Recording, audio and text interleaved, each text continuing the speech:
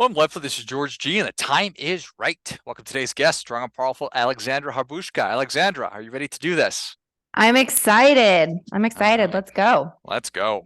Alexandra's life was sent into upheaval when she received a call from her doctor diagnosing her with herpes. She set out on a mission to help others in similar situations. She's a YouTuber, TikToker, podcaster, speaker, and founder of Life with Herpes. Alexandra, excited to have you on. Tell us a little about your personal life, some more about your work, and why you do what you do. Well, so I'm really excited to be here. And of course, when you start off in life, you're like, I don't want to like, it's not like, oh, I want to start a herpes community, or I'm gonna create this whole platform or do these things. You can hear I'm a mom, my little boy's in the background. Um, he just got home from school. Nice. So anyways, um, when I was 28, I was diagnosed with genital herpes. I was dating someone and he didn't know he had it.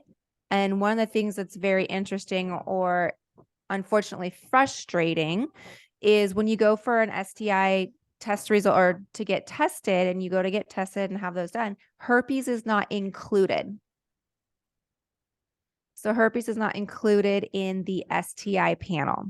So we may be responsible sexually active adults, we may be getting tested, we may be doing those things, and it's not included. So What does STI stand for? sexually transmitted infections. Got it. Mm-hmm. Didn't mean to So interrupt. no, you're fine. So here I was 28 years old, dating someone, find out I have herpes, find out he has herpes. Now what? And I felt extremely alone. I felt extremely abandoned. I felt suffocated. I felt that all of my hopes and dreams and things that I had wanted in life no longer existed. I could no longer do those things because now I had herpes, right? I was now cursed with herpes. I believed that because we have these thoughts of people that have herpes prior to we have it, like, oh, well, I know why they had it. They made these decisions to live in this type of lifestyle or act in this certain way or this sort of thing. And I was like, I didn't do that. So why do I have this now? And having to rework and rewind and undo the programming that was around being diagnosed with herpes. So again, like I said, I was very alone and I was turning 30 and I'm like, all right, I've got to make changes in my life. I have to change what is happening in my life. And I decided to get focused on healing myself. So it was really healing my relationship with myself. And I realized that was the root problem. It was healing the relationship I had. I believed that at that time, people who had herpes were dirty, they were disgusting. And I had to work through that. And at 30, I decided I'm gonna start dating. I'm not gonna let this hold me back anymore. So I like to call it my Eeyore phase. As we know, Eeyore is the Winnie the Pooh. And I was Eeyore for 2 years. And I thought, I can't keep this going. It's is it essentially going through the stages of grief? Yes. Mm-hmm. Yeah. So again, and you're doing it alone because with Yeah. herpes, you're alone. And so that's one of the reasons why I created Life with Herpes was I was like, I don't want anybody to go through this again. I don't want anybody to go through what I went through all by myself. And hopefully go through it faster. We have to go through grief. We have to go through all those stages. It's normal. It's natural. It's part of it, right? We have to digest what has just happened. But to stay there for 2 years or decades, which many, many people do, is what is heartbreaking. Yeah. I I'm really sorry that you went through that. Right. Well, I'm glad I went through it because on one side of tears, the other side is a breakthrough, right? So Mhm. had I not gone through 2 years worth of tears, crying, not being bright and when I say bright, I don't mean intelligent, but like bright with like sunshine and color and just like I was lacking that sparkle and that twinkle in my eye. Had I not gone through my diagnosis, I would not be where I am today. So I'm totally okay with that transformation. Yeah, it's a life is an interesting thing, and Hmm. sometimes the worst thing that happens to us doesn't end up being the worst thing. Maybe it is, Right. but we end up being grateful for it. Right. Right. I mean, I don't wish herpes on anyone, or I don't want to like go out and get herpes. Like it's not something, but it's one of those things is when you realize that it's so, so, so common and it's extremely difficult to actually bypass it. Um, Statistically, by the age of 50, 90% of the population has come in contact with it. I don't Hmm. know how it's not 100%, but 90% have come in contact with it. 90% of the people with genital herpes don't know they have it. So it's extremely, extremely A, common, and B, the ability to transmit it is higher because people don't know they have it. What, how common is it? What percentage of the population? 90% come in contact with it. How many are carriers? So 2 out of 3 people have HSV1 and 1 out of 6 have HSV2. So what's the difference? What does that mean? So HSV1 is more commonly known as oral herpes on the mouth, and HSV2 is more commonly known as genital herpes. However, they can switch, they can go either location. So you can have HSV1 genital or you can have HSV2 oral. The reason why, in my opinion, and this is my opinion, why HSV1 is just much more common is because our mouths are exposed, right? We share cups of coffee, we kiss people in certain cultures, you kiss to say hello. You have more skin to skin interaction with our faces, right? And then, of course, our genitals, we don't, right? So that's just why HSV1 is just far more common, but the virus doesn't care where it goes. So if you give it an opportunity to go below the belt, it'll go below the belt. Yeah. So recognizing the limiting negative belief, limiting belief, the beliefs you had about people with herpes. How did did you go through a formal process of overcoming those? Walk us through, So, like I walk me said, through that. I was 28, turning 30, and I thought I just can't stay in this situation. I started getting, I realized I can't stay where I was, and I was really angry. I was angry at love. I didn't, I no longer believed it existed. I was angry at men. And I realized, well, that's not going to be a good thing. You can't stay angry at men, like like that. They're not the problem. Um, Love exists. Like other people, there's evidence that other people have love. And I didn't want to go through life. But let's say I stayed angry and ended up getting married, and that would be an unhealthy relationship, right? And that would be an unhealthy relationship to raise children in. So I was like, all right, that's not fair. So I have to work through this. And little by little, I started, and this may sound silly, but I realized, it's scientific law. For every action, there's an opposite and equal reaction. And so I thought, well, if I'm not giving off love, right? I'm giving off anger and resentment and frustration, and that's what I'm getting back. So if I start to give off love, then I will get love back. But first, I had to fuel myself with love, and I realized I didn't have it. So I thought, okay, I will. This is at the time, pink salt, Himalayan salt had just come out on the market.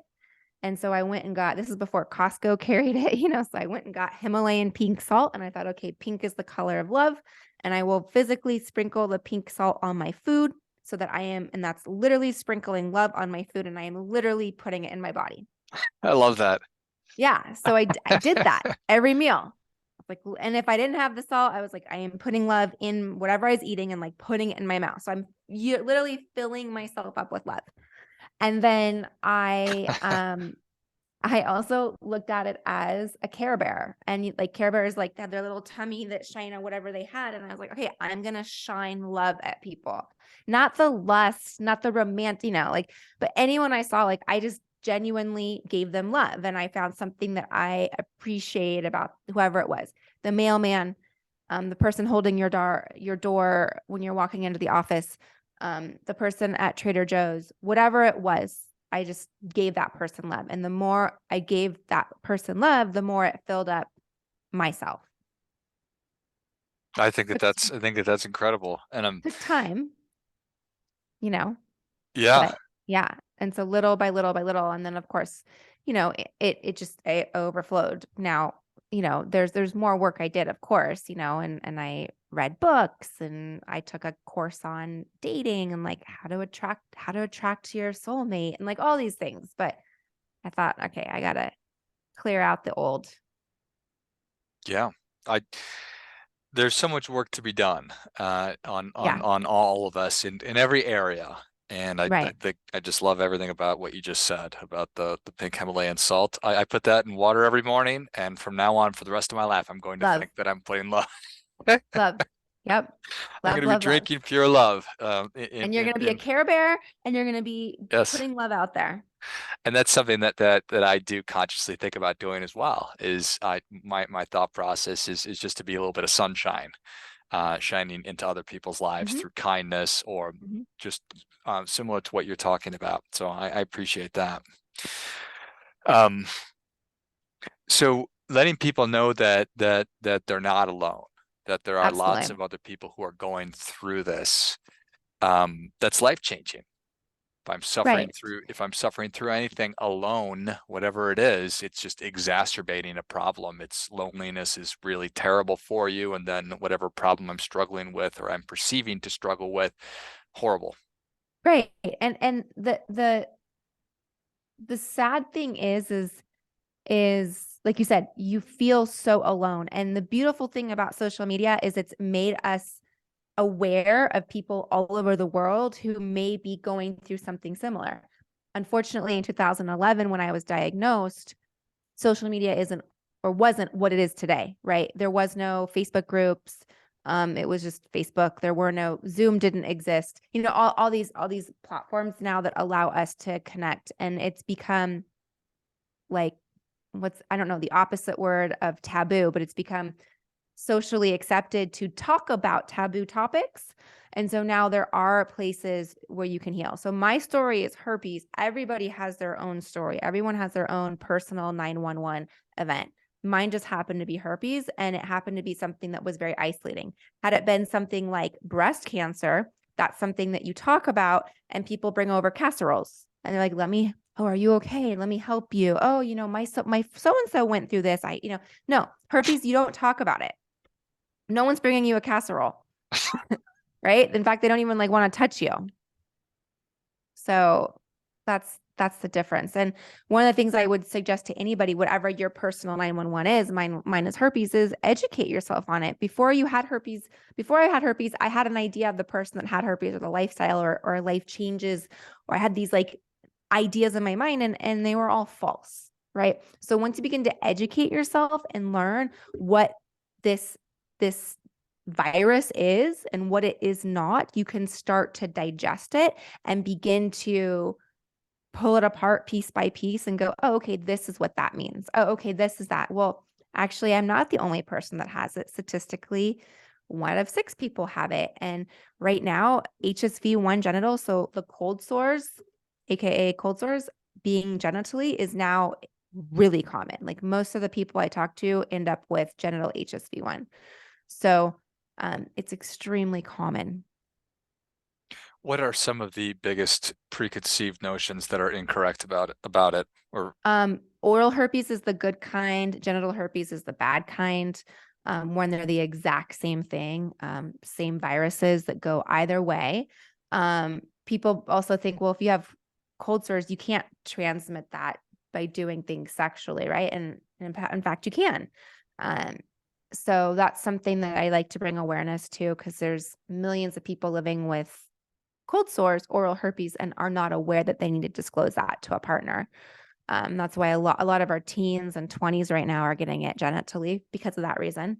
Another thing that we think about people living with herpes is they're promiscuous. They live deviant lifestyles. They are not, their personal hygiene potentially isn't great.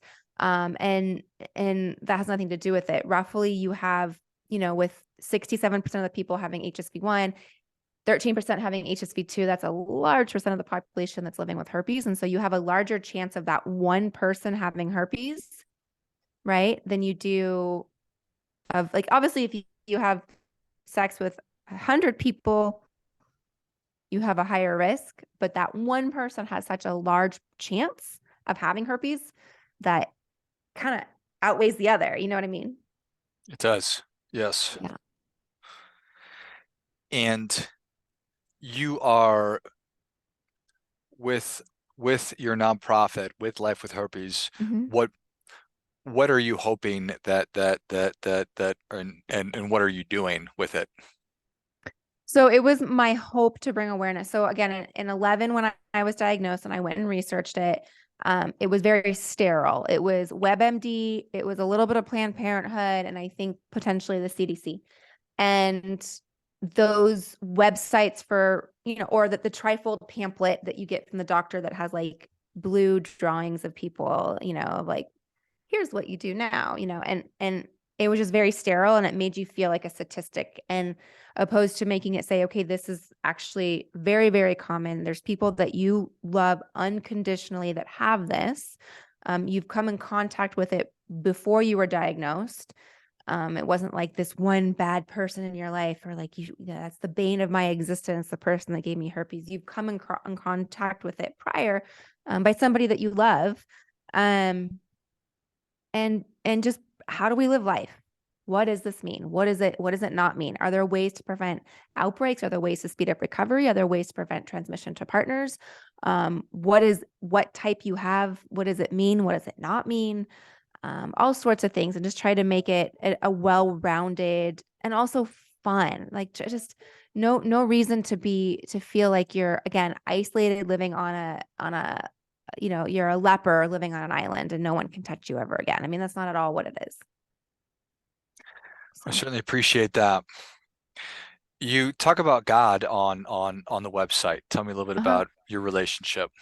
So since becoming a mom, I was like, how am I so blessed to be a mom? And it was just the most amazing thing. And so I wanted to get to know God more and understand that. And finding your faith during a challenging time can be extremely helpful to some people. It deepens your roots. It deepens um, just that connection that you have, whether depending on what you believe, it doesn't matter what you believe. And so I went back to school. I'm 2 classes away from finishing my master's. But I became a minister to be able to support people through grief. So grief counseling is something that I work through and support people on, and just giving them, if they are faith-based, there is that avenue if they want to go through it. If they're not, totally fine as well. So, I think that's awesome. And when I think about what you've done, what comes into my mind is bravery and courage. What are some of your favorite virtues and values? being the voice for people that don't have a voice. And I've talked to thousands of people. Personally, I've helped millions of people, but I've spoken to thousands individually.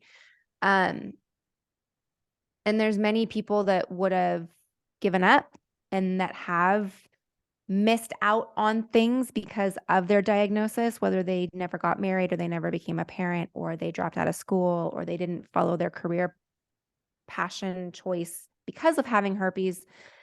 And they say, like, if I just would have known you 20 years ago, or if I would have known this 5 years ago, I wouldn't have made these choices. Hmm. So I didn't give you one word. I just gave you examples. But um, yeah, we as humans, as it's the kind of the way I guess we're designed, is we set our own glass ceilings. And as society, we've deemed herpes as a glass ceiling. So now when you're diagnosed with herpes, it is your scapegoat for anything that has gone wrong in your life. I can't find a date because I have herpes. I can't get a promotion because I have herpes. I can't get in shape because I have herpes. I can't go back to school because I have herpes. I can't, whatever it is, whatever our story is because I have herpes. And that's definitely not something to be taken lightly. I'm not saying it's false, because it is truly your belief at that time, but it's my job to break down that belief and to get rid of that root. That belief is growing roots and it's holding you back. Certainly not So, serving you. no, no, no. in a time where we, at least from my perception, it seems we celebrate victimhood and Mhm. all that. I think that that's one of the most dangerous things that's out there, and um, I think that having a terrible thing happen to you is really, really awful and sad, but not letting that define you for the rest of your life, which is what you're talking about. Right. And speaking of victimhood, that's a big pain point for me as well. And I don't allow that in my community. There's other communities out there that are all about that. And one of my biggest thing is, okay, this happened. You can have Eeyore days or periods, but you have to get out of it. And I was there for 2 years, like I said, I had to get out of it, right? And it's okay to be there and process it. It's part of grief. But the two things that I highly, highly, highly, highly discuss are getting out of that mindset. And number one is practicing forgiveness. So practicing forgiveness to your partner and practicing forgiveness to yourself. Those are the two main things. Well, of number one, like 1A, 1B, forgiveness, whether your partner knew or did not know that he or she had herpes, that's not the point. You have to forgive that person. And you have to forgive yourself for making those choices at that time, because you made that choice because it was a good choice in your mind at that time. And then number two is take responsibility. So it was my choice to be intimate with my boyfriend at the time. I chose that. Those were my decisions, right?